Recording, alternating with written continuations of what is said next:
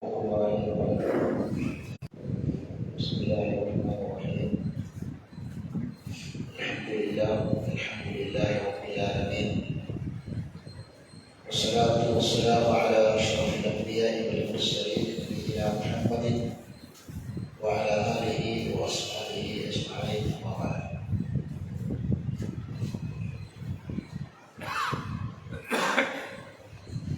പരിശുദ്ധ ഖുർആനിലെ 23-ാമത്തെ അധ്യായമായ സൂറത്തുൽ മുഅ്മിനൂനിലെ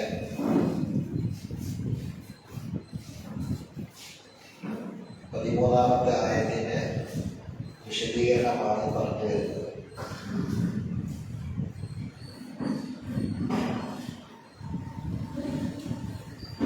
സൂറത്തുൽ മുഅ്മിനൂൻ പഠിക്കുന്നതിന് വേണ്ടി നാം തിരഞ്ഞെടുക്കാൻ കാരണം മുഅ്മിനായി മരിക്കാൻ ആഗ്രഹിക്കുക എന്ന നമ്മുടെ ജീവിതത്തിലെ ഏറ്റവും പ്രധാനപ്പെട്ട കാര്യം സാർത്ഥകമാക്കി തീർക്കാൻ വേണ്ടിയാണ്. എന്തെല്ലാം കാര്യങ്ങൾ നമ്മുടെ ഈമാനിനെ ബാധിക്കും, ആ കാര്യങ്ങളെ കുറിച്ചൊക്കെ അല്ലാഹു ഈ സൂറത്തിൽ പ്രതിപാദിക്കുന്നു. നമ്മുടെ ഈമാനിന്റെ വർധനവിന് വേണ്ട കാര്യങ്ങൾ എന്തൊക്കെയാണോ ആ കാര്യങ്ങളെല്ലാം ഈ സൂറത്തിൽ അല്ലാഹു വിശദമായിട്ട് തന്നെ പ്രതിപാദിക്കുന്നു. പരിശുദ്ധ ഖുർആനിന്റെ ഒരു ശൈലി എല്ലാ സൂറത്തിലും പൊതുവെ കാണപ്പെടുന്നത് ആ സൂറത്തിൽ പറയുന്ന ചില വിഷയങ്ങളെ അല്ലാഹു മറ്റ് പല സ്ഥലങ്ങളിലായി വിശദീകരിക്കുന്നു എന്നതാണ്. ഒരു കാര്യം തന്നെ തുടർച്ചയായി ഒരു ക്രമപ്രകാരത്തിൽ പറയാതെ പല കാര്യങ്ങൾ അല്ലാഹു വിശദീകരിക്കുകയും ആ കാര്യങ്ങളെ ഖുർആനിലെ പല ഭാഗങ്ങളിലായി അല്ലാഹു ചേർത്ത് വെക്കുകയും ചെയ്യുന്നു. അത് ചിന്തിക്കാനും പഠിക്കാനും പഠന വിധേയമാക്കാനും വേണ്ടിയാണ്. ഈ സൂറത്തിലെ 13-ാമത്തെ അധ്യായം 13-ാമത്തെ സൂക്തം വചനം ثم جعلناه نطفة في قرار مكين. മനുഷ്യ സൃഷ്ടിപ്പിനെ പറ്റി പറഞ്ഞുകൊണ്ട് അല്ലാഹു പറഞ്ഞു, പിന്നീട് നാം അവനെ ഒരു ബീജമായിക്കൊണ്ട് ഭദ്രമായ ഒരു സ്ഥാനത്ത് വെച്ചു എന്നാണ്. ഈ ആയത്തിലെ ഏറ്റവും പ്രധാനപ്പെട്ടത് നുത്ഫത്ത് എന്നതാണ്. നുത്ഫത്തിനെ ഭദ്രമായ ഒരു സ്ഥാനത്ത് വെച്ചു എന്നാണ്. പരിശുദ്ധ ഖുർആനിൽ അല്ലാഹു തആല 12 സ്ഥലത്ത് നുത്ഫത്തിനെ കുറിച്ച് പറയുന്നുണ്ട്. പ്രധാനമായും 10 സന്ദേശങ്ങളാണ് നമുക്ക് നൽകുന്നത്.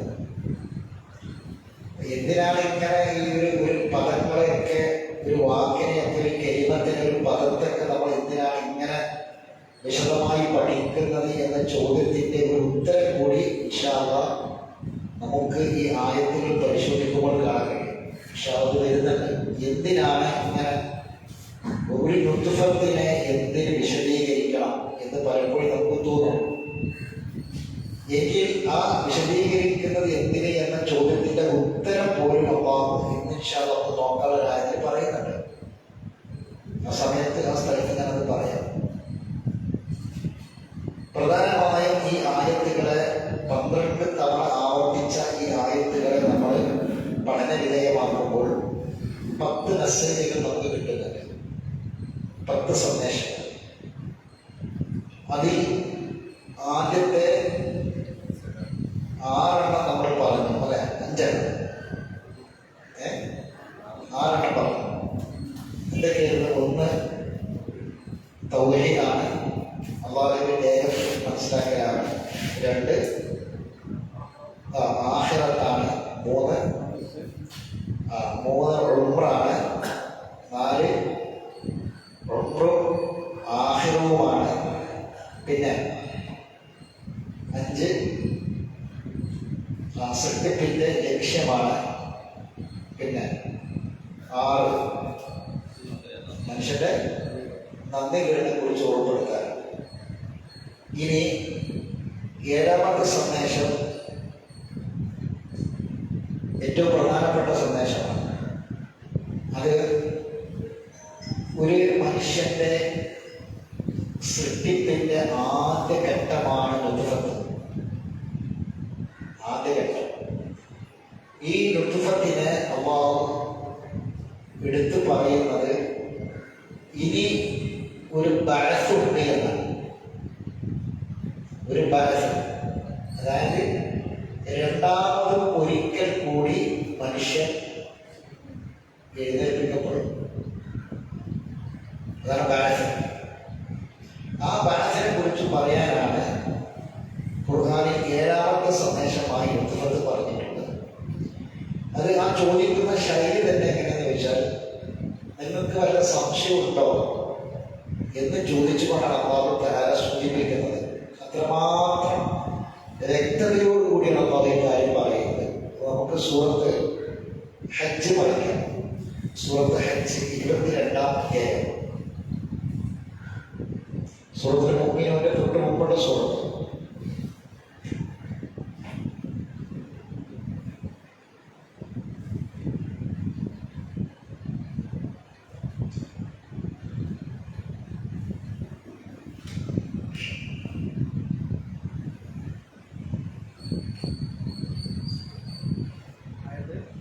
തുടക്കത്തിൽ തന്നെ 5-ാമത്തെ ആയത്ത്, 5-6 ആയത്ത്.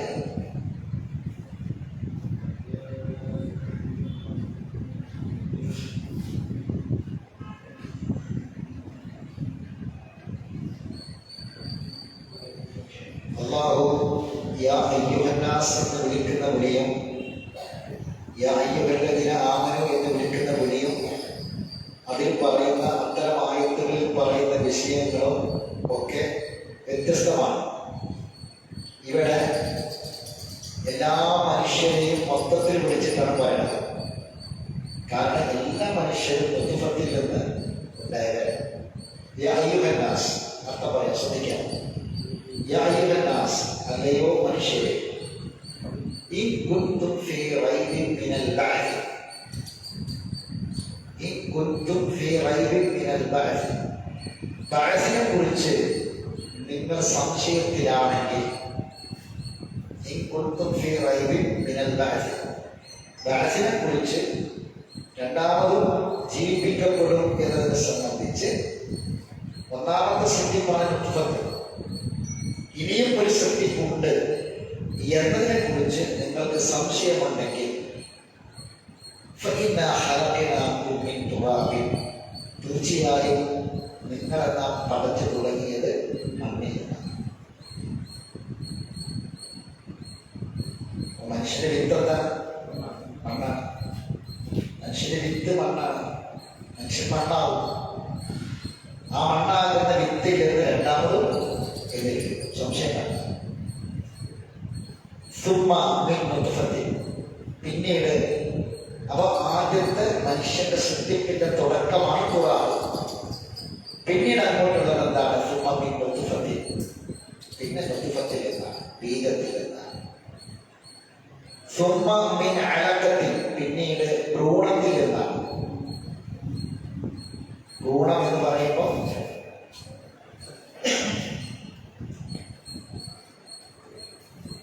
പുരുഷന്റെ ബീജവും സ്ത്രീയുടെ അണ്ടവും കൂടിച്ചേർന്ന് ഉണ്ടാകുന്ന അവസ്ഥക്കാണ് എന്ത് പറയാം? ഭ്രൂണം എന്ന് പറയാം. അതാണ് ആരക്കത്ത്. പക്ഷെ അത് പിന്നീട് വിശദമായിട്ട് വരാൻ പോകുന്നുണ്ട്. നമ്മൾ ആ ഒന്നിനും തന്നെ വരാൻ പോകുന്നത് നമുക്ക് ആ സമയത്ത് പറയാം. മുതറത്തിൽ, പിന്നീട് മാംസപിണ്ഡത്തിൽ നിന്ന്. മാംസപിണ്ഡം 2 ടൈപ്പുണ്ട്. ഒന്ന് മുഹല്ലഖത്തിൽ, 2 വഗൈരി മുഹല്ലഖത്തിൽ. രൂപം നൽകപ്പെട്ടതും രൂപം നൽകപ്പെടാത്തതുമായ മാംസപിണ്ഡം. മാംസപിണ്ഡത്തിന് 2 അവസ്ഥയുണ്ട്. ഈ ബീജം ഭ്രൂണമായി മാറി ആ ഭ്രൂണം പിന്നീട് മാംസപിണ്ഡമാകും. ആ മാംസപിണ്ഡത്തിന് 2 അവസ്ഥയുണ്ട്. ഒന്ന്, അതിന് ഷേപ്പ് ഉണ്ടാവില്ല. രണ്ടാമത്തെ ഘട്ടം അതെന്തായിട്ട് മാറും? ഒരു ഷേപ്പായിട്ട് മാറും. മാറുന്ന മാംസപിണ്ഡം. പിന്നീട് ആ മാംസപിണ്ഡം എല്ലായിട്ടും മാറും. അത് പിന്നീട് പറയുന്നുണ്ട്, ഇത് മുമ്പിൽ തന്നെ വരുന്നുണ്ട്. പിന്നെ ആ എല്ലിനെ വേറെ മാംസം കൊണ്ട് പൊതിയും. എല്ലിനെ പിന്നീട് വേറൊരു മാംസം കൊണ്ട് എല്ലിനെ പൊതിയും. അതൊക്കെ മുമ്പിൽ തന്നെ വരാൻ പോകുന്നുണ്ട്. ശരി. അപ്പോൾ ഇനി ഞാൻ നേരത്തെ പറഞ്ഞ പിന്നെ എന്തിനാണ് ഇങ്ങനെ പറയുന്നത്, അതാണ് എനിക്ക് പറയാൻ പോയത്. അതായത് പിന്നെ മുത്തുഫത്താണ്, പിന്നീട് അലക്കത്താണ്, പിന്നെ മുളുകത്താണ്.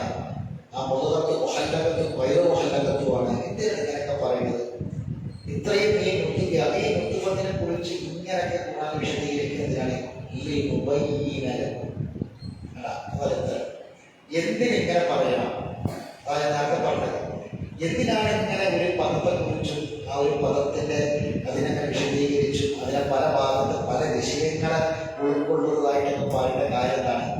ഉപയ്യീനലക്കും നാം നിങ്ങൾക്ക് കാര്യങ്ങൾ വിശദമാക്കി തരാൻ പറയുകയാണ്. നാം നിങ്ങൾക്ക് കാര്യങ്ങൾ വിശദമാക്കി തരാൻ വേണ്ടിയാണ് ഇങ്ങനെ കാര്യങ്ങൾ പറയുന്നത്. അപ്പൊ ആ ബയാനൊക്കെ നമ്മൾ ചെയ്യുന്നത് ഓരോ വിഷയങ്ങളായിട്ട് പഠിച്ചുകൊണ്ടിരിക്കുന്നത്. ഖുർആനിൽ പല സ്ഥലത്തായിട്ടുള്ള പറയുന്ന കാര്യമാണ് അപരാധാക്കൾ. സ്വന്തം ദേഹത്തിൽ ഒരുപാട് ദുഷ്കന്ധങ്ങളുണ്ട്, ചിന്തിച്ചിട്ടുണ്ടോ എന്നത് ചോദിക്കുന്നുണ്ട്. നമ്മൾ നിഷേധിക്കുന്ന പല കാര്യങ്ങൾക്കും മറുപടി അവനവന്റെ ശരീരത്തിൽ നിന്ന് നമ്മൾ ഭാഗപ്പെടുത്തി വെച്ചിട്ടുണ്ട്. ശരി. എന്നിട്ട് നാം ഉദ്ദേശിക്കുന്നവയെ ഒരു നിശ്ചിത സമയം വരേക്ക് ഗർഭപാത്രത്തിൽ നാം അതിനെ താവളമാക്കി താമസിക്കുന്നു.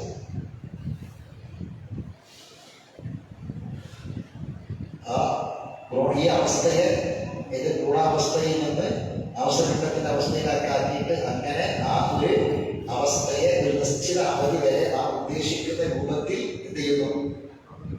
ഗർഭപാത്രത്തിൽ ഇതിലൊക്കെയുള്ള വിഷയം എന്താണെന്ന് വെച്ചാൽ ചില കാര്യങ്ങളൊക്കെ നമ്മൾ അറിയാതെ പോകുമ്പോൾ ജീവിതത്തിൽ വലിയ പ്രശ്നങ്ങളൊക്കെ ഉണ്ടാവും. അള്ള പറയാണ് നാം ഉദ്ദേശിക്കുന്ന രൂപത്തിൽ നാം ഉദ്ദേശിക്കുന്ന പാകത്തിൽ. അത് നമുക്ക് ഒരു പങ്കാളിത്തില്ല. വെളുത്ത വാപ്പാക്ക് കറുത്ത കുട്ടി ജനിക്കുന്നു, കറുത്ത വാപ്പാക്ക് വെളുത്ത കുട്ടി ജനിക്കുന്നു. പിന്നെ കണ്ണ് കാണുന്ന വാപ്പാക്ക് കണ്ണ് കാണാത്ത കുട്ടി ജനിക്കുന്നു. കണ്ണില്ലാത്ത വാപ്പാക്ക് കണ്ണുള്ള കുട്ടി ജനിക്കുന്നു, കാഴ്ചയുള്ള കുട്ടി ജനിക്കുന്നു. ഇതൊക്കെ നമ്മളെ പഠിക്കുന്ന കാര്യം എന്താണ്? നമ്മുടെ ഒന്നും ഉദ്ദേശത്തില്ല, അള്ളാന്റെ തീരുമാനപ്രകാരമാണ് പോകുന്നത്. വലിയ പ്രശ്നങ്ങളാണ് പലപ്പോഴും ഈ കാര്യങ്ങളൊക്കെ അള്ളാഹ് വിശദമാക്കി തരുന്നത്. ഇപ്പോൾ കുറച്ച് മുമ്പ് ഒരു കൗൺസിലിംഗ് കുറച്ച് പ്രായമായ ദമ്പതികളെ കൗൺസിലിംഗ് ചെയ്യേണ്ടി വന്നൊരു അനുഭവം ഞാൻ പറയാം. പ്രായമായ ദമ്പതികളെ കൗൺസിലിംഗ് ചെയ്യാൻ ഒരു പ്രയാസ സംഖ്യയാണ്. ഇപ്പോൾ പലരും പറഞ്ഞാൽ ഈ ചെറുപ്പക്കാരികൾ തമ്മിൽ ഒരുപാട് പ്രശ്നങ്ങളുണ്ടാവും. പേരക്കുട്ടികൾ വരെയല്ല, എന്നാൽ അവർക്ക് അത്യാവശ്യം ആരോഗ്യം കാര്യങ്ങളൊക്കെ ഉണ്ട്, മക്കളൊക്കെ ഉണ്ട്. അങ്ങനെയുള്ള ഒരു അയാൾ കുറെ കാലമായിട്ട് ഗൾഫിലായിരുന്നു. 4 മക്കളാണ്. 4ാമത്തെ കുട്ടി കൂടുതൽ വയസ്സൊന്നുമില്ല, 5-6 വയസ്സ് 4ാമത്തെ കുട്ടിക്ക് കൂടുതൽ. കുറെ കാലം കഴിഞ്ഞിട്ട് ജനിച്ച കുട്ടികൾക്ക് കേൾപ്പില്ല. ഇയാൾ കുറെ കാലം ഗൾഫിലായിരുന്നു. അങ്ങനെ ഇവർ തമ്മിൽ ദാമ്പത്യം വലിയ പ്രശ്നമായി. അങ്ങനെ ആദ്യത്തെ 3 മക്കളോട് ഉള്ളതുപോലെയല്ല ഒരു പെരുമാറ്റമല്ല 4ാമത്തെ കുട്ടിയോടുള്ളത്. അത് വലിയ പ്രശ്നമാണ്.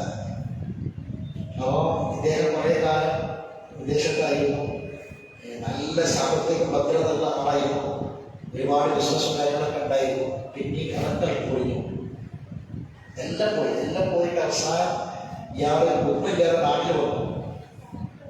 അത് ഈ നല്ല ഐശ്വര്യത്തിൽ ഈ 3 മക്കളും ഇയാൾ കല്യാണം കഴിക്കുമ്പോൾ 3 മക്കളും ജനിച്ചതൊക്കെ നല്ല സാമ്പത്തിക സെറ്റപ്പുള്ള സമയത്താണ്, നല്ല സൗകര്യങ്ങളോട് കൂടിയിട്ടാണ്. ഇയാൾ പ്രയാസത്തിന്റെ സമയത്താണ് 4ാമത്തെ കുട്ടി ജനിക്കുന്നത്. ഇയാളെ കച്ചവടം കാര്യങ്ങളൊക്കെ പ്രയാസത്തിലായി, നഷ്ടത്തിലായി. ഇയാൾ കുറെ പ്രയാസപ്പെട്ട് നാട്ടിൽ വന്നപ്പോഴാണ് ആ സമയത്താണ് ഇയാളുടെ ചെറിയ കുട്ടി, ഇയാളുടെ ചെറിയ മകൻ ജനിക്കുന്നത്. അപ്പോൾ ഈ കുട്ടി ഇങ്ങനെ വെറുതെ വരുന്നതനുസരിച്ച് ഇവർക്ക് നിന്നും പക്ഷേ ഈ കുട്ടിനെ വെറുതെ അടിക്കും, ഈ കുട്ടിനെ ചീത്ത പറയും, ഈ കുട്ടിന്റെ കാര്യത്തിൽ ഉമ്മാനും ചീത്ത പറയും, ഉമ്മാനും ഉപദ്രവിക്കും. അങ്ങനെ വലിയ പ്രയാസമാണ്. എങ്ങനെയാണ് കൗൺസിലിംഗ് വന്നത്? അപ്പോൾ ഇവർ ഒരുപാട് സ്ഥലത്ത് പോയിട്ടുണ്ട്. ഒരുപാട് സ്ഥലത്ത് പോയപ്പോൾ പല ആളുകളും പല ഡോക്ടർമാരെ സംബന്ധിച്ചു, പല മനഃശാസ്ത്രജ്ഞന്മാരുടെ പോയൊക്കെ ചെയ്തു. അപ്പൊ അവരൊക്കെ കണ്ടൊരു കാഴ്ച എന്താണെന്ന് വെച്ചാൽ ഇയാൾക്ക് 4ാമത്തെ കുട്ടി ജനിക്കുന്നത് സാമ്പത്തിക പ്രതിസന്ധി വന്ന സമയത്താണ്. അപ്പൊ സ്വാഭാവികമായിട്ട് എന്താകും, മനുഷ്യന്മാർക്ക് പൊതുവൊരു അവസ്ഥ എന്ന് പറഞ്ഞാൽ പൈസ ഉള്ള സമയത്ത് ഒരു മൂടവും പൈസ ഇല്ലാത്ത സമയത്ത് വേറൊരു മൂടവും മനുഷ്യന്മാർക്ക് പൊതുവെ പ്രത്യേകിച്ച് നല്ലോണമുള്ള ആൾക്കാരെ കയ്യിൽ പെട്ടെന്ന് ഇല്ലാതാവും, സ്വഭാവമാകും. സ്വഭാവമാകാനുള്ള സ്വഭാവമാൻ്റെ ആർക്കാ മനസ്സിലായി? എന്റെ സ്വഭാവമാണ് എനിക്കല്ല മനസ്സിലായില്ല. എന്റെ സ്വഭാവമാണ് എന്റെ ഭാര്യയ്ക്ക് മനസ്സിലാവും, മക്കൾക്ക് മനസ്സിലാവും, നാട്ടിലേക്കൊക്കെ മനസ്സിലാവും, കാര്യം എനിക്ക് മനസ്സിലാവില്ല. എന്റെ സ്വഭാവമാണ് ഇപ്പോൾ ഞാനതൊക്കെ എന്റെ മനസ്സിലറിയ കാര്യങ്ങളൊക്കെ ഉണ്ടാവുക. അപ്പൊ ഇയാൾക്ക് ഈ സാമ്പത്തിക പ്രതിസന്ധികളൊക്കെ വന്ന് ഈ പ്രയാസം ടൈറ്റ് വന്ന സമയത്താണ് ഈ 4ാമത്തെ കുട്ടി ജനിക്കുന്നത്. അപ്പൊ ഒരു കൗൺസിലിംഗ് നടക്കുമ്പോൾ എന്താണെന്ന് വെച്ചാൽ ഇവിടെ കാര്യങ്ങളൊക്കെ അന്വേഷിക്കും, എന്താണ് എങ്ങനെയാണെന്നൊക്കെ അന്വേഷിക്കും. അപ്പൊ ഈ അന്വേഷണത്തിൽ നിന്ന് ഈ ആളുകൾക്കൊക്കെ മനസ്സിലായതെന്ന് വെച്ചാൽ ഈ 4ാമത്തെ കുട്ടിയോടുള്ള ഇയാളുടെ ഈ പെരുമാറ്റം, ഈ മറ്റുള്ള കുട്ടിയോട് ഇല്ലാത്ത ഈ മോശമായ പെരുമാറ്റത്തിന്റെ കാരണം ഇയാളെ സാമ്പത്തിക വിഷയമാണ് എന്നാണ് എല്ലാവരും പറഞ്ഞത്. മാറി മാറി പോയപ്പോൾ പറഞ്ഞത്. അപ്പൊ ഞാൻ എൻ്റെ അടുത്ത് ഈ വിഷയത്തിയപ്പോൾ നമ്മൾ സാധാരണ എന്താ ചെയ്യാന്ന് വെച്ചാൽ ഇതിന്റെ ആദ്യം മുതലേ നമ്മൾ നോക്കും. ഇങ്ങനെ ഈ കുട്ടി ഉണ്ടായ സമയം മുതലല്ല നോക്കുക. കാരണം അങ്ങനെയാണ് നോക്കേണ്ടതാണ്. കാരണം എന്താണെന്ന് വെച്ചാൽ ഇതിന് പല കാരണങ്ങളുണ്ടാവും. ഒരു വിഷയം എപ്പോഴാണ് വരുന്നതെങ്കിൽ വർഷങ്ങൾക്ക് മുമ്പേ ഒരു കാരണങ്ങളുണ്ടാവും, എഫക്റ്റീവ് ആയിട്ട് ഉണ്ടാകാം. ഒരു പക്ഷേ ഇയാൾ കല്യാണം ചെയ്യുന്ന കാലത്ത് എന്താവണമെന്നില്ല, ഒന്നുകിൽ പെണ്ണിനെ ഇഷ്ടപ്പെട്ട് കല്യാണം കഴിച്ചതാവുക, അല്ലെങ്കിൽ മറ്റെന്തെങ്കിലുമൊക്കെ പ്രശ്നങ്ങൾ ഉണ്ടാവുക, എന്തെങ്കിലും ഒരു കാര്യങ്ങൾ. അപ്പൊ ഇതിങ്ങനെ അന്വേഷിച്ചിങ്ങനെ വന്നപ്പോൾ ആദ്യം മുതലേയുള്ള കാര്യങ്ങൾ അന്വേഷിച്ച് വന്നപ്പോൾ എവിടെയാണ് ഈ പ്രശ്നം എന്ന് എനിക്ക് വേഗം മനസ്സിലായത്. അപ്പൊ ഞാൻ 1ാമത്തെ സിറ്റിംഗ് കഴിഞ്ഞ് 2ാമത്തെ സിറ്റിംഗ് കഴിഞ്ഞപ്പോൾ ഞാൻ പറഞ്ഞു, ഈ ഇവിടെ വരുമ്പോൾ ഒരു കാര്യം ചെയ്യണം, കാരണം 4 മക്കളെ പറയണം. അതുവരെ കാരണം നമുക്ക് മനസ്സിലാവണില്ല. നമ്മളും ഈ ഒരു നമ്മൾ ഒറ്റയ്ക്ക് ചോദിക്കും, 2 ആൾ ഒരുമിച്ച് ചോദിക്കും, പിന്നെ ഓരോരുത്തർ ഒറ്റയ്ക്ക് വിളിച്ച് ചോദിക്കും. ഇതൊക്കെ കൗൺസിലിംഗ് നമ്മൾ നടത്തുന്ന സംഗതിയാണ്. ഇതിലൊന്നും പിടുത്തം കിട്ടാത്തൊരു വിഷയമാണ്. അപ്പൊ അവസാനം ഞാൻ ഈ 4 മക്കളെ കൊണ്ടുവരാൻ പറഞ്ഞു, അവിടെ ഒരുമിച്ച് വരാൻ പറഞ്ഞു. ആ ഒരുമിച്ച് വരുമ്പോൾ കൂടി ഞാൻ പ്രശ്നം കൊടുത്തു. അപ്പൊ ഒരുമിച്ച് വന്നപ്പോൾ ഈ 4 മക്കളും ഒരുമിച്ച് വന്നപ്പോൾ തന്നെ സംഗതി എന്താണ് എന്ന് കൃത്യമായി ഖുർആനി അറിവിന്റെ അടിസ്ഥാനത്തിൽ നമുക്ക് മനസ്സിലായി സംഭവം എന്താണെന്ന്. കാരണം ഈ 3 കുട്ടികളെ പോലല്ല 4ാമത്തെ കുട്ടി. ഞാൻ മൂത്ത 3 മക്കളെ പോലെയല്ല 4ാമത്തെ കുട്ടി. വ്യത്യസ്ത രൂപത്തില് വ്യത്യാസമുണ്ട്, നിറത്തിൽ വ്യത്യാസമുണ്ട്, ഒക്കെ വ്യത്യാസമുണ്ട്.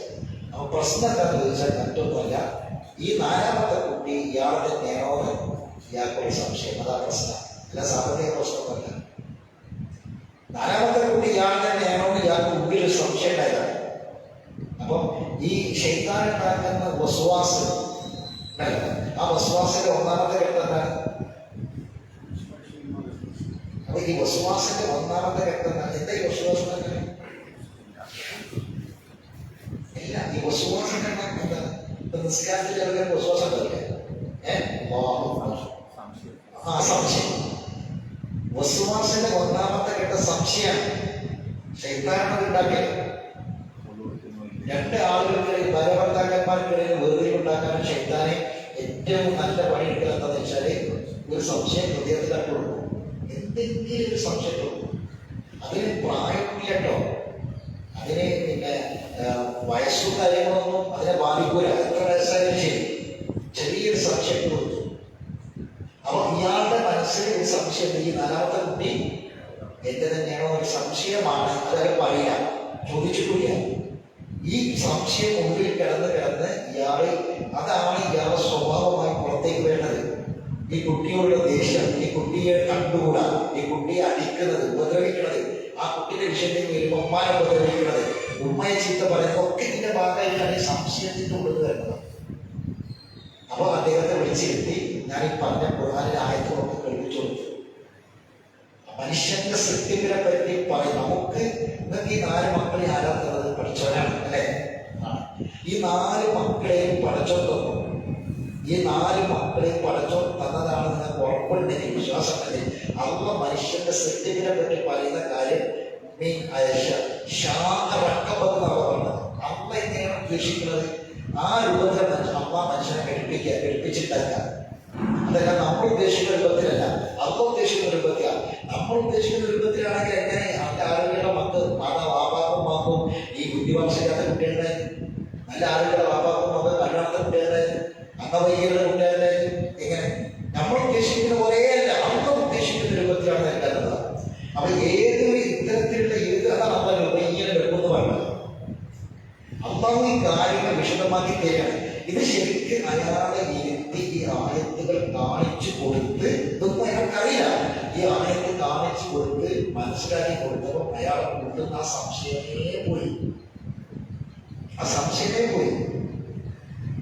അപ്പൊ അല്ലാഹു സുബ്ഹാനഹു വ തആല ഖുർആനിൽ പറയുന്ന ഏതൊരു കാര്യങ്ങളും ശിഫാഉ ലിമാ ഫി സുദൂറാണ്, ഹൃദയത്തിലുള്ള കാര്യങ്ങൾക്കുള്ള ശമനമാണ് എന്നുള്ള പറഞ്ഞതാണ്.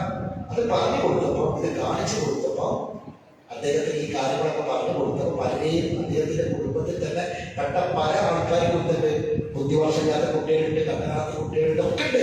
അയാളുടെ കുടുംബത്തിൽ അയൽപക്കത്തൊക്കെ ഉണ്ട്. അത് ചോദിച്ചപ്പോൾ അയാൾ ഓരോന്ന് എണ്ണി പറഞ്ഞു. ഞാൻ ചോദിച്ചതൊക്കെ എങ്ങനെ ഉണ്ടായിരുന്നു? അപ്പൊ നിങ്ങളെ കൊണ്ടുപോകും നല്ല ആരോഗ്യമില്ലേ? അവർക്ക് ആ കുട്ടികളെ കിട്ടിയ വാപ്പാക്കുമാക്കും നല്ല ആരോഗ്യമില്ലേ? ആ നല്ല ആരോഗ്യമുള്ള വാപ്പാക്കുമാക്കല്ലേ എന്ന വീട്ടിലെ കുട്ടികളുണ്ടായിരുന്നു. അപ്പൊ ഇതിന്റെ കാര്യങ്ങൾ നമ്മുടെ ജീവിതത്തിൽ ഉണ്ടാകും. അള്ളാഹു തആല ഇതിനു വേണ്ടിയാണ് നമുക്ക് ഈ കാര്യങ്ങൾ പറഞ്ഞു തരുന്നത്. അതുകൊണ്ട് എന്താ പിന്നെ ബന്ധം തകർന്നിട്ട് അവസാനം എന്താണെന്ന് ചോദിച്ചാൽ ഒരു നിസ്കരിക്കാനില്ല, ഈ വാദത്തിൽ ശ്രദ്ധ കിട്ടുമോ? ഖുർആൻ കഴിയും, ദൈവത്തിൽ സന്തോഷിക്കാൻ കഴിയുമോ? ഇല്ല. അപ്പൊ ശൈത്താൻ എന്താക്കും? എല്ലാ നന്മകളിൽ നിന്നും അവരെ അകറ്റിക്കൊണ്ടും തിന്മകൾ മാത്രമേ ഉണ്ടാവും. ശരി.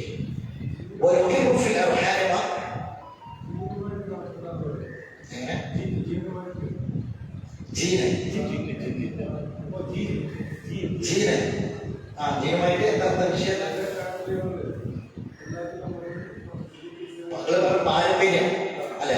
അത് പല രൂപത്തിൽ പാരമ്പര്യങ്ങൾ ഉണ്ടാകുന്നു. അത് മനുഷ്യന്റെ സൃഷ്ടിപ്പുമായി ബന്ധപ്പെട്ട് ഒരാളിൽ നിന്ന് ഒരാളിലേക്ക് ഇങ്ങനെ പറന്നു വരുമ്പോൾ സ്വാഭാവികമായും അതിന് ശാസ്ത്രീയമായി തെളിയിക്കപ്പെട്ട സംഗതിയാണ്. പക്ഷെ ആ ശാസ്ത്രീയമായി തെളിയിക്കപ്പെട്ട സംഗതി ശാരീരികമായ കാര്യങ്ങളിലാണ് ഉണ്ടാവുക. അതെല്ലാ കാര്യങ്ങളിലും ഉണ്ടാവില്ല. ഒരു ഉദാഹരണം പറയുമ്പോൾ അസുഖവുമായി ബന്ധപ്പെട്ട കാര്യങ്ങൾ, ചിന്തയുമായി ബന്ധപ്പെട്ട കാര്യങ്ങൾ ഇതൊക്കെ ഉണ്ടാവും. അതേ സമയത്ത് സ്വഭാവമാകട്ടെ പെരുമാറ്റമാകട്ടെ ജീനായിട്ട് വരിക. എങ്ങനെ? വാപ്പാന്റെ അതേ സ്വഭാവമാണ് ഓർക്കുന്നത് നമ്മൾ വെറുതെ പറയാം. കാരണം എന്താ പറയുക? വാപ്പാന്റെ സ്വഭാവമല്ല നമുക്കുണ്ടാകേണ്ടത് നമ്മുടെ സ്വഭാവമാണ്. കാരണം ഖുർആനാണ്. ഹുലുക്ക് എന്താണ്? ഹുലുക്ക് സ്വഭാവമാണ്. കാരണം ഖുർആനായിരിക്കും. അത് നമ്മൾ ഉണ്ടാക്കേണ്ടതാണ്. ശാരീരികമായ കാര്യങ്ങളൊക്കെ ചിലപ്പോൾ ഉണ്ടാകും, അസുഖങ്ങൾ മറ്റുള്ള കാര്യങ്ങളൊക്കെ ജീവൻ ആയിട്ട് ബാധിക്കുന്ന കാര്യങ്ങൾ. എന്നാൽ സ്വഭാവം പെരുമാറ്റം ഈ കാര്യങ്ങളോടും, അതായത് നൂഹ് നബിയുടെ ജീൻ ആയിരുന്നില്ല അവരുണ്ടായിരുന്നത്, മകനുണ്ടായിരുന്നത്. ഒരു പക്ഷെ എന്താകാം, ശാരീരികമായി പ്രകൃതിപരമായി വേണമെങ്കിൽ നൂഹ് നബിയുടെ മകൻ തന്നെയാണ് എന്ന് തെളിയിക്കാനുള്ള DNA ടെസ്റ്റ് അടക്കമുള്ള ടെസ്റ്റുകളും കാര്യങ്ങളൊക്കെ ചിലപ്പോൾ ഉണ്ടാകാം. പിൽക്കാലത്ത് മനുഷ്യർ തന്നില്ലെങ്കിൽ പിൽക്കാലത്ത് ഉണ്ടാക്കിയതൊക്കെ ഉണ്ടാകാം. പക്ഷേ അത് സ്വഭാവമായിട്ടോ അല്ലെങ്കിൽ സംസ്കാരമായിട്ടോ അവരുടെ പരലോകവുമായി ബന്ധപ്പെട്ട കാര്യങ്ങളിൽ ഉണ്ടാകാൻ പാടില്ല എന്നാണ്. അതാണ് ഖുർആൻ ഓരോരുത്തർക്കും ഉള്ളതാണ് എന്ന് പറയാൻ കാരണം. ശരി. ഇനി ഒരു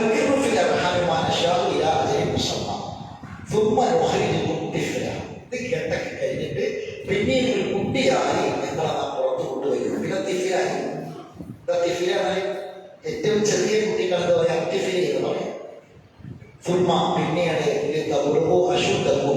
പിന്നീട് നിങ്ങൾ ശക്തി പ്രാപിക്കുകയും ചെയ്യുന്നു. നിങ്ങൾ ശക്തി പ്രാപിക്കുക എന്നാൽ അവനവന്റെ കാര്യത്തിലൊക്കെയുള്ള കഴിവ് അവനവനുണ്ടായി, ശരീരങ്ങളൊക്കെ വലുതായി, കാശുന്ന കാര്യങ്ങളൊക്കെ ചെയ്യാൻ പറ്റി, ആരോഗ്യം ഉണ്ടായി, അങ്ങനെ യുവത്വം പ്രാപിച്ചു വയ്ക്കണം.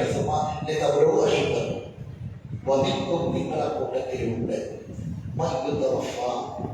വളരെ വേഗം മരിച്ചു ആൾക്കാരുണ്ട് നിങ്ങളെ കൂട്ടത്തിൽ. വളരെ വേഗം നമ്മൾ കൂടുതൽ ആയുസൊന്നും ഉണ്ടാവില്ല. നമ്മള് സാധാരണ ഒരു 70, 75, 90 ഇങ്ങനെ പ്രതീക്ഷിക്കുന്ന ഒരു വയസ്സുണ്ടല്ലോ, അത് എല്ലാവർക്കും ഉണ്ടാവില്ല. അപ്പൊ നമ്മളെ പറ്റി മനസ്സിലാക്കണം. അത് എന്റെ വാപ്പ 100 കൊല്ലം ജീവിച്ചു എന്നുള്ളത് കൊണ്ട് ഒരിക്കലും 100 വയസ്സുണ്ടാവും വിചാരിക്കണ്ട. ശരി.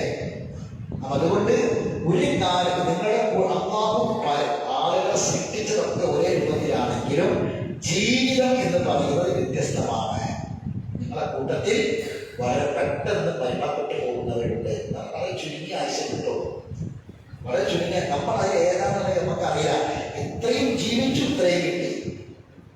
ഇപ്പൊ 54 54 വയസ്സ് കിട്ടി. 55 ആവും എന്ന് പ്രതീക്ഷിക്കണ്ട, 56 ആവും എന്ന് പ്രതീക്ഷിക്കണ്ട. എത്രയാണോ അത്ര.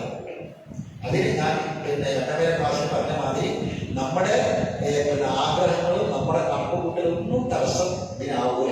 എനിക്ക് ഞാൻ അങ്ങനെ കാര്യം ചെയ്തിരിക്കാണ്ട്, എനിക്ക് ഒരു മോനെ കൂടി കെട്ടിക്കാണ്ട്, ഒരു മോനെ കൂടി കൊണ്ടിട്ടാണ്ട്, ഇതൊന്നും പറഞ്ഞ കാര്യമില്ല. ഒരു കാര്യം നടക്കൂല. ആ സമയമായാൽ കഴിക്കൂടാ. പിന്നെ കാരണം എന്താണെന്ന് വെച്ചാൽ അത് നമ്മൾക്ക് അമ്മാരെ കിട്ടാറില്ല. മകളുണ്ട് എന്നുള്ളതേ ഉള്ളൂ. മകളെ 18 വയസ്സ് വരെ കാണാനേ ഉള്ളൂ. മകളെ കെട്ടിച്ചോടിക്കാൻ ഇഷ്ടമില്ല, അമ്മാരെ കിട്ടാറില്ല. മകളെ കൈപിടിച്ചെടുത്തിരിക്കാൻ അമ്മാരെ കിട്ടാറില്ല. മക്കളുണ്ട്, മക്കളെ കൊണ്ട് കല്യാണം കഴിപ്പിച്ചതേ ഉള്ളൂ. ആ മക്കളുണ്ടാകും, പക്ഷെ അത് കാണാനും നിങ്ങൾക്ക് എന്തില്ല, സമയം നമ്മളെ കിട്ടാറില്ല, നമ്മളെ കിട്ടാറില്ല. അത് ഓരോരുത്തർക്കും അങ്ങനെയാണ്. എത്ര ഉണ്ടാകുന്ന നമുക്ക് ആർക്കും പറയാൻ പറ്റില്ല. അതാണ് പറഞ്ഞത്. നിങ്ങളുടെ കൂട്ടത്തിൽ വളരെ പെട്ടെന്ന് മരണപ്പെട്ടു പോകുന്നവരുണ്ട്. പിന്നെ വമിക്കും നിങ്ങളുടെ കൂട്ടത്തിൽ തന്നെയുണ്ട്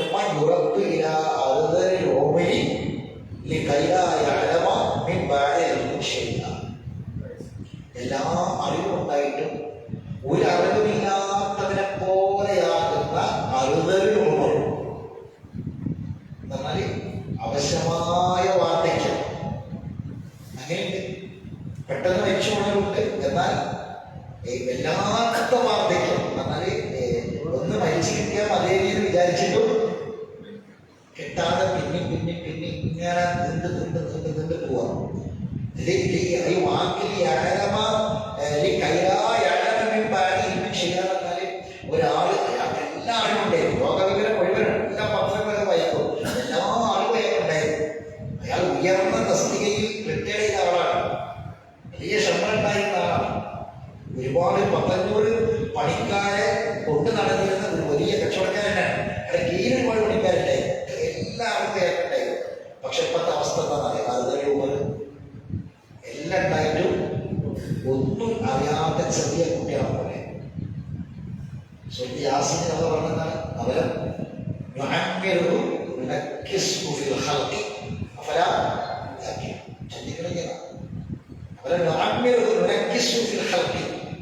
നമ്മൾ ദീർഘായുസ് കൊടുത്തിട്ട് സൃഷ്ടിപ്പിൽ നേരെ ഓപ്പോസിറ്റ് വരിക. എന്നാൽ ഇങ്ങനെ ചെറിയ കുട്ടിയായിട്ട് ഇങ്ങനെ വലുതായി വന്നിട്ട് അവസാനം എവിടെത്തും ഈ ചെറിയ കുട്ടിയെ പോലെ നടന്ന് മലമൂത്ര വിസർജനം നിർവഹിക്കും. നടന്ന് അത് പിന്നെ എന്ത് ചെയ്യും, പിന്നെ ചെറിയ കുട്ടികൾ കളിക്കുന്ന പോലെ കളിക്കും. ചെറിയ കുട്ടികൾ പറയുന്ന പോലെ പറയും, വാശി പിടിക്കും. ചെറിയ കുട്ടികൾ കരയുന്ന പോലെ കരയും. നമുക്ക് വലിയൊരു മനുഷ്യനെ ഇങ്ങനെ കാണിക്കുന്നത് പറയണ്ട. പിന്നെന്താണ്, അള്ളാന്റെ ശ്രദ്ധിപ്പാണ്. അള്ള പറഞ്ഞാൽ നേരെ അവസ്ഥയിലേക്ക് കൊണ്ടുവരുന്നത്. അപ്പൊ ബാക്കിയുള്ളവർ ചെയ്യേണ്ടതാണ് ചെറിയ കുട്ടികളെ കൊണ്ടു നടക്കണ മാതിരി കൊണ്ടു നടക്കണം. ചെറിയ കുട്ടികളെ നോക്കുന്ന പോലെ നോക്കണം. എങ്ങനെ ചെറിയ കുട്ടികളെ നോക്കിയത്? കുളിപ്പിച്ച് വൃത്തിയാക്കി നല്ലൊരു പൗഡറൊക്കെ ഇട്ട് കൊടുത്ത് കുട്ടികളെ എല്ലാം വൃത്തിയാക്കി കൊണ്ടുപോയി കടത്തിയാൽ ഇത് കുറച്ച് കഴിഞ്ഞാൽ അപ്പൊ തന്നെ വീണ്ടും മലമൂത്ര വിസർജനം നടത്തും. അപ്പൊ പിന്നെ പോയിട്ട് വീട്ടിൽ കഴിഞ്ഞ് വൃത്തിയാക്കണം. പിന്നെ കുറച്ച് വീട്ടിൽ പിന്നെയും ചെയ്യും, പിന്നെ വൃത്തിയാക്കും, പിന്നെയും ചെയ്യും. എന്നിട്ട് നമ്മൾ എത്ര വട്ടം ഉമ്മാന്റെ ശരീരത്തിൽ പ്രാർത്ഥിച്ചിട്ടുണ്ട്, ഉമ്മാന്റെ ശരീരത്തിൽ മുദ്രവെച്ചിട്ടുണ്ട് അല്ലെ? ഇന്നേ വരെ അതിന്റെ പേരിൽ നമ്മൾ ഉമ്മ അടിച്ചിട്ടുണ്ടോ, ചീത്ത പറഞ്ഞിട്ടുണ്ടോ? ഇല്ല. കഴുകി വൃത്തിയാക്കി മുത്തം തന്നിട്ടുള്ളൂ അല്ലെ? കഴുകി വൃത്തിയാക്കി വീണ്ടും കഴുകി വൃത്തിയാക്കുമ്പോഴൊക്കെ ഒരു മുത്തം തന്നിട്ടാണ് നമ്മൾ തൊട്ടിൽ കൊട്ടി കിടത്തിയത് അല്ലെ? പക്ഷെ ആ മാനസികാവസ്ഥ പ്രായമായ മാതാപിതാക്കളോട് ചെയ്യാൻ മക്കൾക്ക് പറ്റുന്നില്ല. ഉണ്ടാകുന്ന സന്ദേശം ഞാൻ പറഞ്ഞത് അള്ള പറയണേ. തുടങ്ങിയത് ഇങ്ങനെ ഒരു വാർദ്ധക്യത്തിലേക്ക് അള്ളാഹു നമ്മളെ തിരിച്ചു കൊണ്ടുപോകുന്നതാണ്.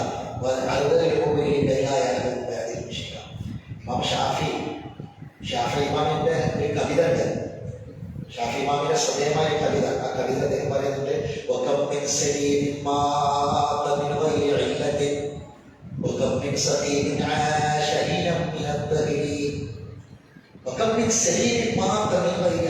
എത്ര ആരോഗ്യ ചെറുപ്പക്കാര ഒരു കാരണവും ഇല്ലാതെ മരിക്കാൻ.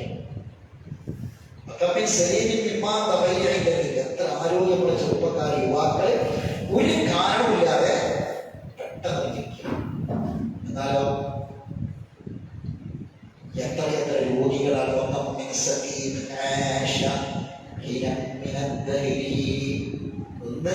മരിച്ചു കിട്ടിയാൽ മതി എന്ന് ആഗ്രഹിക്കുകയാണ്. പക്ഷെ എന്നിട്ടും അവര് ഒരുപാട് കാലം വീണ്ടും ഇങ്ങനെ വന്നിട്ടുണ്ട്. രക്ഷപ്പെടുത്താൻ വേണ്ടി പറഞ്ഞ പ്രാർത്ഥന ആ വിഷയങ്ങളിൽ ഒന്നാണെന്ന് ഈ അങ്ങനത്തെ ഒരവസ്ഥ. അങ്ങനത്തെ ഒരവസ്ഥ ഒരാൾക്കും വരാതിരിക്കാൻ വേണ്ടി പ്രാർത്ഥിക്കണം. കാരണം എന്താ, ഒരു വലിയ കെട്ടിടത്തിന്റെ മേലെ വീണ് മരിക്കുന്നതിനേക്കാൾ, കത്തി മരിക്കുന്നതിനേക്കാൾ, വെള്ളത്തിൽ മുങ്ങി മരിക്കുന്നതിനേക്കാൾ, ഇങ്ങനെയുള്ള ദുരന്തങ്ങളിൽ മരിക്കുന്നതിനേക്കാൾ ഭയാനകരമാണെന്ന് കുറേ കാലം ഈ അവസ്ഥയിൽ കിടന്നിട്ട് മരിക്കുക എന്ന് പറയുന്നത്. കാരണം എന്താ വെച്ചാൽ മനുഷ്യന്റെ ശരീരം പെട്ടെന്ന് പൊട്ടിപ്പോകും. മനുഷ്യന്റെ ശരീരം എത്ര മെലിഞ്ഞ ശരീരമാണെങ്കിലും തടിച്ചതാണെങ്കിൽ പെട്ടെന്ന് പൊട്ടും. മെലിഞ്ഞ ശരീരങ്ങളാണെങ്കിൽ പോലും കിടന്നാൽ രാവിലെ മുതൽ വൈകുന്നേരം വരെ ഒരേ കിടന്നാൽ പുറംഭാഗം പൊട്ടിപ്പോവും. മനുഷ്യന്റെ മരിച്ചാൽ മാത്രമേ മനുഷ്യന്റെ ശരീരം തണുക്കുള്ളൂ. മരണത്തോട് റൂഹ് പോയാൽ മാത്രമേ മനുഷ്യന്റെ ശരീരം മരണിക്കുള്ളൂ, തണുക്കുള്ളൂ.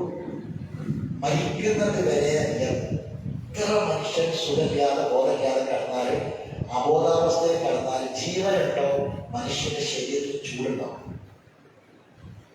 ആ ചൂടിങ്ങനെ കിടന്നാൽ എന്ത് ചെയ്യും? ശരീരം പൊട്ടും. ശരീരത്തിന്റെ തൊലി പൊട്ടിക്കഴിഞ്ഞാൽ ആ മുറിവ് കുഴപ്പമില്ല. കാരണം അത് ഉണങ്ങാനുള്ള പ്രതിരോധ ശക്തി, ഈ മരുന്ന് സ്വീകരിക്കാനുള്ള പ്രതിരോധ ശക്തി ഈ ശരീരത്തിൽ ഉണ്ടാവില്ല. ആ മുറി പിന്നീട് വലുതാവും. ആ മുറി വലുതായി കഴിഞ്ഞാൽ പിന്നീട് നമ്മൾ കുളിപ്പിച്ചിട്ടൊന്നും കാര്യമില്ല. രാവിലെ കുളിപ്പിച്ച് കിടത്തിയാൽ പോലും വൈകുന്നേരം അതിനുള്ളിൽ കുളിക്കൾ വരും. ഈ പൊട്ടിയ ചർമ്മത്തിന്റെ ഉള്ളിലെ തൊലികൾ കുഴിക്കളായിട്ട് മാറും. നമ്മൾ വൃത്തിയാക്കിയിട്ട് നമ്മൾ രാവിലെ വൃത്തിയാക്കിയതിൻ്റെ ഏൽക്കണ്ട, വൈകുന്നേരം നോക്കിയാൽ അതിൻ്റെ ഉള്ളിൽ ചെറിയ കുഴികളുണ്ടാവും. ഈ തൊലി അത് ഇതിങ്ങനെ തുറന്ന് വെച്ചാൽ, നമ്മളെ ശരീരം കീറി വെച്ചാൽ, ആ കീറി വെച്ചിടത്ത് അത് നമ്മൾ ഈ തൊലി കൊണ്ട് മൂടിയിട്ടില്ലെങ്കിൽ അതിൻ്റെ ഉള്ളിൽ കുഴികൾ നടക്കും. നമ്മുടെ ശരീരം കുഴിക്കാതിരിക്കുന്നത് എന്തുകൊണ്ടാണ്? ഈ ചർമ്മമുള്ളതുകൊണ്ടാണ്, തൊലി ഉള്ളതുകൊണ്ടാണ് കുഴിക്കാതിരിക്കുന്നത്. ഇത് പൊട്ടിയാൽ മതി. ഇത് പൊട്ടിയാൽ പിന്നീട് ഉണ്ടാകുന്ന സംഭവമാണ്. അപ്പോൾ ഈ വീട്ടിൽ പ്രായമായ ആൾക്കാരൊക്കെ അങ്ങനെ അവർ വാട്ടർ ബെഡിലും എയർ ബെഡിലും ഒക്കെ കിടത്തും. അങ്ങനെ കിടത്തിയാൽ പോലും എന്ത് ചെയ്യണം? ഓരോ അരമണിക്കൂർ 3 മണിക്കൂറും ചെയ്യും അവരങ്ങനെ മാറ്റി കിടത്തണം. കുറെ ഇരുത്തിയും കുറെ കിടത്തിയും ഒക്കെ ചെറിയ കുട്ടികളെ നോക്കുന്ന പോലെ ഒഴിഞ്ഞിരുന്ന് നോക്കണം. അതാണ് റസൂൽ പറഞ്ഞത്, അവിടെയാണ് നിന്റെ ജിഹാദ് എന്ന് പറഞ്ഞത്. ഈ യുദ്ധത്തിലൊന്നും പോരണ്ട, അതിനേക്കാൾ വലിയ ജിഹാദാണ് ഇവിടെ. ഇമ്മാരി ബാബാനെ നോക്കുന്നതാണ് അതിനേക്കാൾ വലിയ ജിഹാദാണ്. അതൊരു ജിഹാദായി ഏറ്റെടുത്ത് സന്തോഷത്തോടെ ചെയ്യണം എന്ന് റസൂൽ പറയാനുള്ള കാരണം അതാണ്. അപ്പൊ അങ്ങനെ കിടക്കുമ്പോൾ പെട്ടെന്ന് ശരീരം പൊട്ടിപ്പോകും. പിന്നീട് വൃത്തിയാകാൻ ബുദ്ധിമുട്ടാകും. അതിങ്ങനെ വലുതായി വരും. അപ്പൊ അത് ശരിക്കും നമ്മൾ നല്ലോണം ശ്രദ്ധിക്കണം. ഈ എൻ്റെ 21ാമത്തെ വയസ്സിൽ ഒരു മയ്യത്ത് കുളിപ്പിച്ച് ഓർമ്മയുണ്ട്. ഞാൻ എന്താ പോകാൻ ലീഗിലായിരുന്ന സമയത്ത് നമ്മൾ ആളുകൾ പറയാൻ പാടില്ല, മയ്യത്തിൻ്റെ ന്യൂനതകൾ പറയാൻ പാടില്ല. എന്നാൽ ഇങ്ങനെ കിടന്ന ഒരു 8-10 കൊല്ലത്തോളം കിടന്ന ഒരു മയ്യത്ത് നമ്മൾ ഈ പരുത്തി എന്ന് പറഞ്ഞാൽ അതിൻ്റെ വണ്ടിയിൽ കൊണ്ടുവന്നിട്ട് ഒരു 30-40 അല്ല, വണ്ടിയിൽ കൊണ്ടുവന്നിട്ട് ശരീരത്തിൻ്റെ ഉള്ളിലേക്ക് ഇത് വെച്ച് ഫില്ല് ചെയ്യേണ്ടി വരും. ശരീരത്തിൻ്റെ പല ഭാഗത്തും, പുറം ഭാഗത്തും ശരീരത്തിൻ്റെ പല ഭാഗത്തും പൊട്ടിയിട്ട് കുഴിയായി മാറിയിട്ടുണ്ട്. കാരണം മാംസങ്ങളെല്ലാം വെടിച്ച് പുറത്തേക്ക് പോന്നിട്ട് കുഴിയായി മാറിയിട്ടുണ്ട്. എന്നിട്ട് അത്രയും പരുത്തി അതിൻ്റെ ഉള്ളിൽ ഫില്ല് ചെയ്തിട്ടാണ് മയ്യത്ത് കഫൻ ചെയ്യുന്നത്. ആഗ്രഹിക്കട്ടെ, നമ്മളപ്പോഴും പ്രാർത്ഥിക്കണം. അല്ല പറയണം, നമുക്ക് ഈ ചിന്ത എന്താ പറയുന്നത്, ഒരു മുത്തുഫത്തിൽ നിന്ന് നമ്മൾ വന്നു എന്നിട്ട് എന്തൊരു അഹങ്കാരം നമുക്ക്. കഴിഞ്ഞ ക്ലാസ് നമ്മൾ ചോദിച്ചില്ലേ, കഴിഞ്ഞ ക്ലാസ് നമ്മൾ പറഞ്ഞില്ലേ, എന്തൊരു അഹങ്കാരമാണ് നമുക്ക്. നിസ്കരിക്കാൻ എന്ത് വകുപ്പാണത്? റബ്ബിന്റെ മുന്നിൽ സുജൂദിൽ വീണ് റബ്ബിനോട് കരഞ്ഞ് പറയാനല്ലാതെ എന്താ നമുക്കൊക്കെ ഉള്ളത്? 5 നേരം നമ്മൾ റബ്ബിന്റെ മുന്നിൽ സുജൂദിൽ വീണ് റൂഹിൽ ചെന്ന് സുബ്ഹാന റബ്ബിയൽ അഅല സുബ്ഹാന റബ്ബിയൽ അദീം എന്ന് പറയാതിരിക്കാൻ എന്ത് ന്യായം നമുക്കുള്ളത്? രാത്രിയിൽ എഴുന്നേറ്റ് നിസ്കരിക്കാതിരിക്കാൻ എന്ത് ന്യായമുള്ളത്? സുബഹിക്ക് നിസ്കരിക്കാൻ എഴുന്നേൽക്കാതിരിക്കാൻ എന്ത് ന്യായം നമുക്കുള്ളത്? നമ്മൾ പുതച്ചുകൂടി കട്ടിലിൽ കിടന്ന ഈ തടി കേവലം ഒരു ഋതുഫത്തായിരുന്നു എന്ന് ഓർമ്മപ്പെടുത്താൻ മാത്രമല്ല പഠിക്കാൻ ചെയ്യുന്നത്. ഈ അവസ്ഥകളിലൂടെ നമുക്ക് കടന്നു പോകാൻ ഓർമ്മപ്പെടുത്താൻ ഒന്നുമില്ല. നമുക്ക് നമ്മുടെ എല്ലാ അഹങ്കാരങ്ങളും ഇപ്പൊ ഞാൻ കഴിഞ്ഞ ദിവസം വായിച്ചത് കൂട്ടാണ്.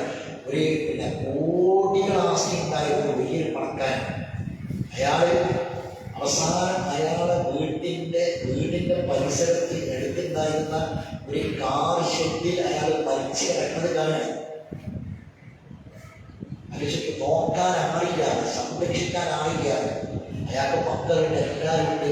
ഓരോരുത്തരും ഒരാൾക്കാർ UK-ലാണ്, ഒരാൾക്കാർ വേറെ പല നാട്ടിലാണ്, ഒരാൾക്കാർ ഗൾഫിലാണ്, പല നാടുകളിലാണ്. അവസാന കാലത്ത് നോക്കാൻ ആളില്ല. അവർക്ക് അവരുടെ ജോലി, അവരുടെ ഭാര്യ, അവരുടെ മക്കളെ വിദ്യാഭ്യാസം, അവരെ കച്ചവടം, ഒരു നേരം പോലും കച്ചവടത്തിന് ശ്രദ്ധ തിരിച്ചിട്ട് പോരാൻ പറ്റില്ല, പാപ്പാന്മാരെ നോക്കാൻ പറ്റില്ല. ഇങ്ങനെ നിൽക്കുന്ന ആളുകൾ എത്ര ഉണ്ടായിരുന്ന കാര്യം. അവസാനം ഒരു പൂച്ച, ഒരു പട്ടിയൊക്കെ നായൊക്കെ ചാവണം പോലെ കണ്ടിട്ടല്ല. അതൊക്കെ ഓല ഷെഡിനും റോഡിന്റെ വക്കിലും ഒക്കെ ജീവൻ പോയി കിടക്കണ പോലെ ഒരു മനുഷ്യൻ, കോടികൾ ആസ്തി ഉണ്ടായിരുന്ന ഒരു മനുഷ്യൻ കിടക്കേണ്ടി വന്ന് മരിച്ച നിലയിൽ കാണപ്പെട്ടു. പത്രത്തിൽ മരിച്ച നിലയിൽ കാണപ്പെട്ടു. ഇതായിരുന്നു മനുഷ്യന്റെ അവസ്ഥ. സഹോദരങ്ങളെ, നമുക്ക് ഒന്നും ഉണ്ടായിട്ട് കാര്യമില്ല, നമ്മൾ ആരായിട്ടും കാര്യമില്ല. റബ്ബിന്റെ മുന്നിൽ വിനയത്തോടെ ജീവിക്കാൻ നമുക്ക് സാധിക്കണം. അതാണ് ഉപയോഗിക്കും. നിങ്ങൾക്ക് നാം കാര്യങ്ങൾ വിശദീകരിച്ച് തരികയാണ് എന്ന് നമ്മൾ പറയുന്നത്. ബാക്കി ഇതൊക്കെ പറയാ. ഇനി ശ്രദ്ധിക്കേണ്ട കാര്യം, നമ്മളൊക്കെ മുന്നിൽ കാണുന്ന പച്ചപ്പെട്ട് അല്ലേ, നമ്മളൊക്കെ തെറ്റിക്കുന്ന കാര്യം എന്താ? ഇതിൽ നമ്മളെ പിന്നോട്ട് കൊണ്ടുപോകുന്ന കാര്യം ഒരു ധന്യതയാണ്, ഒരു ഐശ്വര്യം അല്ലെ. നമ്മളെ മുന്നിൽ കാണുന്ന ജീവിതം എന്നൊരു പച്ചപ്പാണ് അല്ലെ. നമുക്ക് നല്ലൊരു വീടുണ്ട്, നമുക്ക് സൗകര്യങ്ങളുണ്ട്, മക്കളുണ്ട്, സ്ഥാപനങ്ങളുണ്ട്, ഒക്കെ നമ്മൾ കണ്ണിനെ ഇങ്ങനെ കാണാം. ഇതൊരു പച്ചപ്പാണ് അല്ലെ. ആ പച്ചപ്പ് പലപ്പോഴും നമ്മളെ പിന്നിലേക്ക് കൊണ്ടുപോകും. അല്ല പറയാ, ഈ വിഷയം പറഞ്ഞ പല വിഷയം നോക്കിങ്ങൾ നിനക്ക് ഭൂമിയെ കാണാം, ഹാമിദത്ത് വരണ്ടുണങ്ങിയ ഭൂമിയെ കാണാം. എങ്ങനെ? വരണ്ടുണങ്ങിയ ഭൂമി. ആ വരണ്ടുണങ്ങിയ ഭൂമിന്റെ മുകളിൽ മഴ വർഷിച്ചു, മഴ പെയ്തു. അപ്പൊ എന്തായത്? അത് ഇളകി, എന്നിട്ട് ഇളകിയിട്ട് എന്തായി? അതിൽ മുളച്ചു, അത് ഇളകി പാകപ്പെട്ടു. അമ്പത്തത്തിന് കൊല്ലു സൗകര്യം എല്ലാ കൗതുകമുള്ള ചെടികളും അത് ഇണകളാക്കി അത് അങ്ങനെ ഭൂമിയിൽ ഉറച്ചു വരികയും ചെയ്യും. കണ്ട, അത് പച്ചപ്പാണ്. അത് കണ്ടിട്ട് നമ്മൾ എന്തെങ്കിലും ജീവിക്കേണ്ട. ആ ഭൂമിക്കൊരു അവസ്ഥ ഉണ്ടായിരുന്നു. അതെന്തായിരുന്നു? അതൊന്നും ഉണ്ടായിരുന്നില്ല, അത് ഹാരികത്തായിരുന്നു. ആ ഹാരികത്തായി വരട്ടുണങ്ങിയ ഭൂമിക്ക് മുകളിലാണ് എന്ത് പെയ്തത്? മഴ വർഷിച്ചത്. ആ മഴ വർഷിച്ചപ്പോഴാണ് ഇതൊക്കെ പച്ചപ്പുണ്ടായത്. അമ്മ പറഞ്ഞതാണ്, അമ്മ തന്ന റഹ്മത്താണ് നമ്മളെ പച്ചപ്പ്. സഹോദരങ്ങളെ, അമ്മ തന്ന റഹ്മത്താണ് നമ്മളെ പച്ചപ്പ്. നമ്മൾ കഴിച്ച ഭക്ഷണം, നമ്മൾ കിടന്നുറങ്ങിയ മെത്ത, നമ്മൾ സഞ്ചരിച്ച വാഹനം, നമ്മളെ മക്കൾക്ക് തിന്നാൻ കൊടുക്കുന്നത് എത്ര പടച്ചോന്ന് റഹ്മത്താകുന്ന പച്ചപ്പാണ്. ആ പച്ചപ്പിൽ ജീവിച്ചിട്ട് ഈ മേച്ചിപ്പുറത്ത് ജീവിച്ച് പടച്ചോനെ പറഞ്ഞ് ജീവിക്കേണ്ട. എത്ര വലിയ സന്ദേശം അള്ളാഹു നമ്മളെ ഉണർത്തുന്നത്. നമ്മുടെ പിതാവിൽ നിന്ന് ശ്രവിച്ച ഒരു തുള്ളി ബീജം, അതാണ് നമ്മൾ. അത് ഓർമ്മപ്പെടുത്തിയിട്ട് അള്ളാഹു പറഞ്ഞത്. എത്രമാത്രം വിനയത്തോടെ ജീവിക്കണം. ഇവിടെ ആലോചിച്ചു, ഈ ഒരു ആശയം മനസ്സിൽ വെച്ച് ജീവിക്കുന്ന ഒരാൾക്ക് മുമ്പിനായിട്ട് മരിക്കാൻ പറ്റൂല്ലേ? ഈ സൂറത്തിന് പ്രത്യേകത, നമുക്ക് ഈമാൻ നഷ്ടപ്പെടാൻ സാധ്യതയുള്ള എല്ലാ കാര്യങ്ങളെ കുറിച്ചും അള്ളാഹു ഈ സൂറത്ത് പ്രതിപാദിക്കുന്നു എന്നതാണ്. ഇത് പഠിക്കാതെ പോയാൽ, ഇത് അറിയാതെ പോയാൽ നമ്മുടെ ജീവിതം വേറൊരു ദിശക്ക് പോകും, വേറൊരു വഴിക്ക് പോകും. നമ്മൾ വഴിമാറി സഞ്ചരിക്കും, ഈമാൻ തത്വമില്ലാത്തവരായി മാറും. അള്ളാഹു നമ്മളെ കാത്തുരക്ഷിക്കുമാറാവട്ടെ. ബാക്കി കാര്യങ്ങൾ അടുത്ത ക്ലാസ് നമുക്ക് വിശദീകരിക്കാം. അള്ളാഹു ദീർഘായുസ്സും ആഫിയത്ത് നൽകി തന്നെ അനുഗ്രഹിക്കുമാറാവട്ടെ. അറിവില്ലായ്മ കൊണ്ടുപോയി തെറ്റുപറ്റിയിട്ടുള്ള വിട്ടുപെട്ട് നഫാക്കി തരട്ടെ. മരണപ്പെട്ടു വരുമ്പോൾ പ്രദാനം ചെയ്യട്ടെ. എൻ്റെ ഗുരുനാഥൻ അദ്ദേഹത്തിന് വേണ്ടി എത്ര പ്രാർത്ഥിച്ചാലും എൻ്റെ കടമ തീരില്ല. 5 കൊല്ലം എനിക്ക് തീരുമൊഴിഞ്ഞു തന്ന എൻ്റെ ഗുരുനാഥൻ, അദ്ദേഹത്തെ മറന്നുകൊണ്ടൊരു ജീവിതം എൻ്റെ ജീവിതത്തിൽ ഉണ്ടാകാൻ പാടില്ല. അള്ളാഹു സുബ്ഹാനഹു വ തആല അദ്ദേഹത്തിന് മരണപ്പെട്ടു. ഇന്നലെ 5 മണിക്കാണ് അദ്ദേഹത്തിന് ജനാസ നമസ്കരിച്ചത്. അള്ളാഹു അദ്ദേഹത്തിന് മഹഫറത്തും പ്രദാനം ചെയ്യട്ടെ. അള്ളാഹു തആല അദ്ദേഹത്തെയും നമ്മയും ജന്നാത്തുൽ ഫിർദൗസ് ഒരുമിച്ച് കൂട്ടിമാറാവട്ടെ. അദ്ദേഹത്തിന് മുഴുവൻ ഹസ്നാത്തും അള്ളാഹു കബൂൽ ചെയ്യുമാറാവട്ടെ. നമ്മളെ മക്കളെന്ന സ്വരയെ മക്കളാക്കി തീർക്കട്ടെ. നമ്മുടെ കുടുംബത്തിൽ അള്ളാഹു മനസ്സമാധാനം പ്രദാനം ചെയ്യട്ടെ. അള്ളാഹു സുബ്ഹാനഹു വ തആല നമ്മുടെ കച്ചവടത്തിലും ഇടപാടുകളിലും നമ്മുടെ വരുമാനത്തിന്റെ മാർഗത്തിലുമെല്ലാം അള്ളാഹു നിഅമത്തും ബർക്കത്തും പ്രദാനം ചെയ്യട്ടെ. അള്ളാഹു സുബ്ഹാനഹു വ തആല പരിശുദ്ധ പഠിക്കാനുള്ള നമ്മുടെ ഈ ഇഷ്ടമാണ് മരണം വരെ നിലനിർത്തി തരുമാറാവട്ടെ. ഇതിലുള്ള എല്ലാ തടസ്സങ്ങളും അള്ളാഹു കാത്തുരക്ഷിക്കുമാറാവട്ടെ. ربنا تقبل منا انك انت السميع العليم وتب علينا انك انت التواب الرحيم واخر دعوانا الحمد لله رب العالمين. سبحانك اللهم وبحمدك اشهد ان لا اله الا انت استغفرك واتوب اليك.